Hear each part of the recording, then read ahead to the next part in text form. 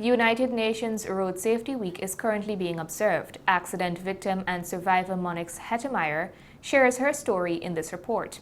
The United Nations General Assembly mandated the World Health Organization and the United Nations regional commissions to plan and host periodic UN Global Road Safety Weeks to serve as a platform for global and regional, but mainly national and local activities to raise awareness about road safety issues and to stimulate and advance responses as appropriate for these settings.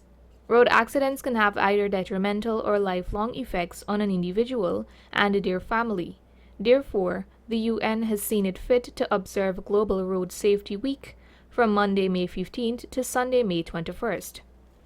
Mrs. Monix Hettemeyer is a 36-year-old wife, mother, educator, musician, worship leader, and inspirational speaker who is an accident victim and survivor.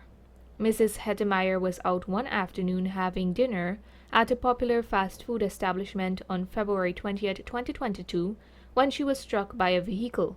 And out of nowhere, this car came and plummeted, ran straight into our table, and it caused us to go through the glass into Big B's.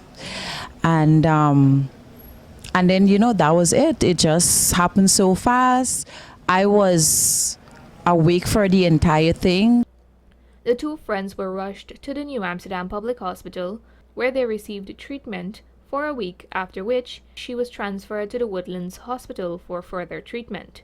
My leg was amputated because it was too damaged for me to keep it. The debris was a lot of debris, and they could not get out all of it in surgery. As they went in for the surgery, they kept chipping away at the leg. So for me personally, I didn't really had a leg to come back to. You understand? And so when I think about how it was, then my ankle, there was no feeling in the ankle. So the ankle was dead. The nerves were dead. So I couldn't feel anything in that ankle. Said if I kept the leg, that I would have to wear like a pin and, like maybe drag the foot along or so. For me, I couldn't deal with that. So I said, you know what, if that's the case, let them just do that. Let them cut it off. And I think I can work with it like that. Even amid the traumatizing experience, Mrs. Hettemeyer's spirit, strength, and trust in God have remained unshaken. I owe all of this strength to my faith, because I believe in that moment the Lord gave me such a peace about the decision that I don't know what to say. I just felt at peace with the decisions. The transition from being born a perfect child, as she would say, to now living with a physical disability was not as difficult as most people would think. The school that I'm at, the head teacher and everybody just made the transition so easy. The Spanish department that I'm teaching at, it's a flat building and it's not in the school. So when I come in, it's straight into the building, right?